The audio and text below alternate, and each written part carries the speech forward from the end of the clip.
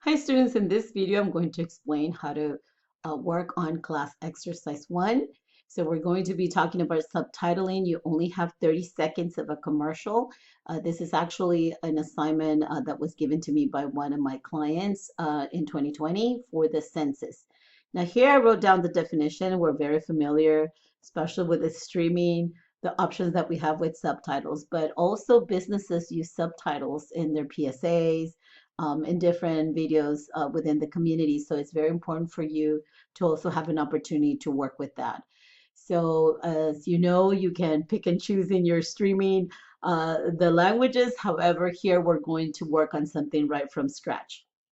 So you are given in homework one, a Spanish and English PSA, public service announcement from the census that they were showing all throughout the nation during 2020 because of the pandemic. They still wanted people to participate in the census. So my client reached out to me and I did some assignments for them, some projects, and doing written translations from English to Spanish.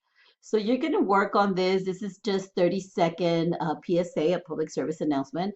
However, I do want to share with you that interpreting or doing translations for billboards and for commercials, even though they're very short, is very challenging.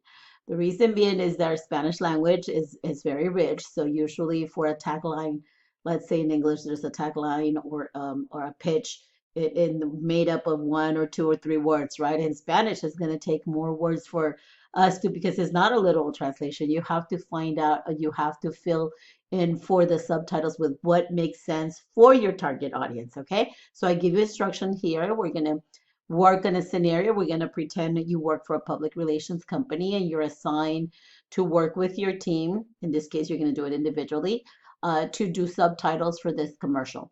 So you're not going to place the subtitles. You're just going to write them down in a Word document, which I'm going to share with you right now. So this is the scenario. So the scenario is for you to write them, and then your client wants you to make it formal, and they're for Latinos, mostly Mexicans, and they want you to make it formal. They want you to use usted.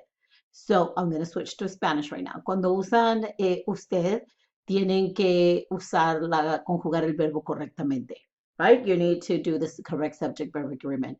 So all the assignments in this class, please, since the same MBA 130, everything is, all the written translations are translated in usted so that you can have consistency, okay? Therefore, you must use the correct syntax and the verb agreement. This is where something so simple like this, a few sentences, this is where I can assess what is your knowledge and your level, because I'm going to also go over the common mistakes that I get in this assignment. Okay, so that's the scenario. That's the scenario for you. And you're going to, here where you go to your homework, you click here and you're going to open a Word document. And I'm going to do all of that. I'm going to go to Canvas and show you. You need to submit your translation, your written translation in that Word document. Otherwise, you're going to get points off. And here I cannot stress enough the importance of proofing. And by that, I'm going to go over what I mean by that. So this is what the Word document looks like. And then you're going to, here it says fall semester, your student name, you're going to put your student name. And then I've already provided the text here in English, right? Because every shot has a different text in English. There will be parties again soon and family gatherings. There will be parades and sporting events and concerts to help our communities when they come back together. So I'll go ahead and read the remaining of the English text, but here under the Spanish subtitle, this is where you're going to write the translation of this, okay? And family gatherings here, there will be parades, and here under every part that says a Spanish subtitle, this is where you're gonna write it. Now, I've included, before you attempt to do that, I've included an example of a 3.5-minute subtitle assignment that I had a few years back from a client. This is Oliver Macmillan, one of the biggest firms in the US. They're based in San Diego. They're big real estate developers, and they launch a very upscale shopping center in Atlanta. So they were going to have professional development and welcome staff days. And this is the PDF that I worked on, 108 pages for them to just welcome their PDF, their staff, and I converted to PDF. Otherwise, it would be a very heavy resolution. But it was actually a PowerPoint that I had to submit to the client. So I'm just giving you perspective of why that video, in order to make sense, that video was embedded into the PowerPoint, and it was shown for all the employees. They had hundreds and hundreds of employees in the welcome day, and then they have professional development. So I would like for you to see, you're gonna click here, and then in the next, you have to make it, you have to play with it, toggle with it, so that you can actually read the you can actually read the subtitles here. Okay, so even though it was 3.30 something minutes, it was very challenging. It took me and another translator and proofer, because we didn't, you're not supposed to translate literally, right?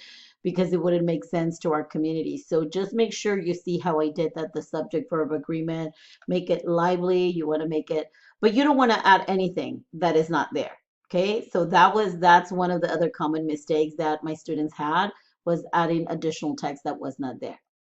So I'm going to go ahead now and I'm going to go to Canvas. So here in module 1, you're going to see the assignment. This is here posted, your video lecture. This is where you can see this video. But please start at the top. You always start at the top. If you have not taken my BA 130 class with me, I'd like for you to look at this refresher, because I think it's important for you to have the foundationals, because here I just go very briefly into what is the modes of interpreting it, etc. So here, this is where this video lecture is. And again, this is from BA 130. For those of you that already taken it, you don't need to watch that video, but it is going to help you as a refresher. And then this is the video right here. Is the I don't know how if we're going to be able to hear the sound, but you're going to go here. It's also in the assignment, and you only have 30 seconds. Okay. There will be parties again soon, and family gatherings. There will be parades, and sporting events, and concerts. To help our communities when they come back together, respond to the 2020 census now. Spend a few minutes online today to impact the next 10 years of healthcare, infrastructure, and education. Go to 2020census.gov and respond today to make America's tomorrow brighter. It's time to shape our future. So that's the one that you're going to be working on. And then from there, I give you again the example of Oliver's welcome to his staff. And here is the PowerPoint that I translated for that particular one of the biggest developments in Atlanta. And here he was just doing introductions, but they place the inspiration video and then another video here from Oliver.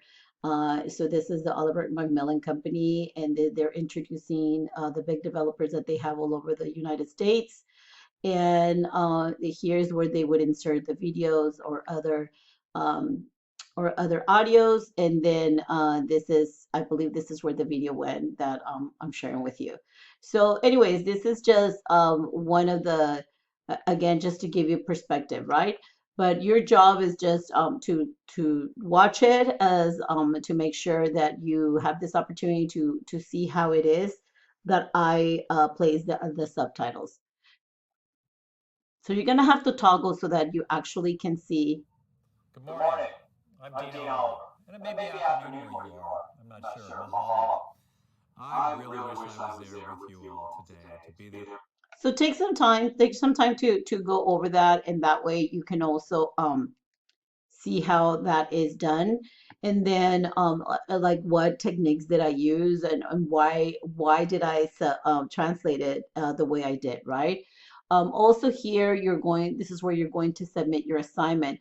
But here where it says Word document only, you need to submit your assignment in this document. So in the document, once you click, it's going to download, and then you're going to be able to open it. And then it'll open a Word document. By now, all of you should already have downloaded your Microsoft 365. So all of you should have a Word document. You need to submit this in Word document, otherwise I cannot take it. And you're going to get points discounted for that. Okay, So here is your Word document. You're going to put your name here. The document there in Canvas is actually full 2024. I downloaded the another one from here on the computer, but I've already changed it to fall 2024. Um, so to help our communities, this is where I had left off. When they come back together, respond to the 2020 census now. Spend a few minutes online today to impact the next 10 years of healthcare, infrastructure, and education. Go to 2020 census.gov and respond today to make America's tomorrow brighter. It's time to shape our future. That's it. It might look very simple, but it is not simple. Okay, I'm going to tell you right up front, it is not simple. Very few students get an A in this. Even though you want to go use machine translator or Google Translate, you have to do a lot of proof because this cannot just be done with a machine translation. So I'm going to tell you the common mistakes that students have, and usually there's very few A's. So I want you to surprise me, and I want you to amaze me, and I want you to get an A. But here is where the points come off. Since this is, as you could tell, there's very little text, so there's no exceptions for absolutely none for you not, or excuses for you not being able to mark the accent marks. So Google it, do the research. Every single word has to be proof, and by proof I mean very detailed proof, because if we're doing scenario that you work for a public relations company, you cannot turn around something to a client, especially if this is going to be air on different social medias throughout the nation, or even if it was just going to be air whatever locally. There's no excuses for you to submit something that is going to be below standards. So all the accent marks need to be there, and you could get discounted 20 to 40 or even more points off for no accent marks. So you have to check every single word, and there's not that many texts, but it's a lot of work. I gave you this assignment because I want to see all the work that goes into just translating small amount of text. The other big mistake was incorrect subject verb agreement. This happens a lot if you're not, this is where I can tell that your native language is not Spanish, and that you do not have fluency in Spanish. And students do not follow instructions to translate in usted. All the assignments have been translated in usted, and tiene que conjugar los verbos correctamente in all the assignments in this class and MBA 130, meaning the verbs have to match. For example, si dices bota, right? Bota, bota es tú botas, right? Bota en lugar de boté. Vote usted, ¿verdad? Vote usted. Vas a ir a vota el próximo martes, right? Tu pronombre personal en lugar de vote, ¿verdad? If you're doing a particular campaign and you're telling someone to go out to vote, it wouldn't be vota, right? Vota el próximo. So it could be tú votas or, vote, usted vote, vote. But if it's generalized to the entire community, then you could say vota el próximo. No se te olvide votar, vota, right? But you have to be very careful how you're going to craft that. So you need to make sure if you're using the verb for tú or the verb for usted. Tienen que conjugar correctamente. And I see inconsistencies in the translation because the verbs are not it's not the correct subject verb agreement. Also, some students leave some words in English. You're not to leave any word in English. Yes, the census.gov, that of course you're not going to change it because it's a website, but sometimes they do leave text in English. So there's points off. Do not use the word formatted document so that they use something else. No, that's not acceptable. You're going to get points off. You're being told that you need to submit this form that I show you in Word to write the English text. And then you use a wrong word to translate anything, whatever word, and then you just use the wrong one, so points off.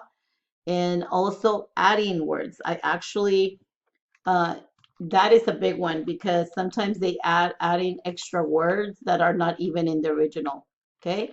Not in the original. That is a huge one. So make sure that you go over this list. And also, once you submit, I will provide a correction key so that everyone has it with the suggested. It could be something else, right? Because sometimes, like I said, our Spanish language is so rich that we can use another word to translate. We can use many words to translate one in English. So I will provide the suggested correction key once everybody submits their assignment. So here again, I cannot emphasize the importance of proofing.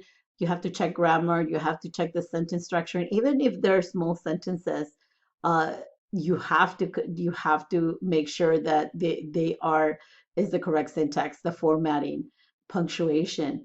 Punctuation is very important because in Spanish we don't have the Oxford commas. So in English you do put a comma before and, but not in Spanish. You don't put a comma before e. So please keep an eye on that. Spelling, you have to have correct spelling. I will deduct points because this is very small text. So please do the research. Make sure, read it to someone, show it to someone that's a native Spanish speaker. Does this sound correct with you before you submit? Because that's what we do as proofers. I consult various people. Hey, is this right? Does this sound good? And also, do not change if something is capitalized. Do not change it. Put it as it should be. And also my pet peeve is, and I know this doesn't pertain to this particular one, but my pet peeve is that when students sometimes are working on the devices like a smartphone, or even if they're writing an assignment, they don't capitalize I, and it's a proper pronoun. So uh, very, very ungrammatically correct, right? Because I needs, and all the pronouns need to be capitalized. So again, just go over the example that I provided, and I'm really excited to seeing your reading and grading your translation. So thank you so much.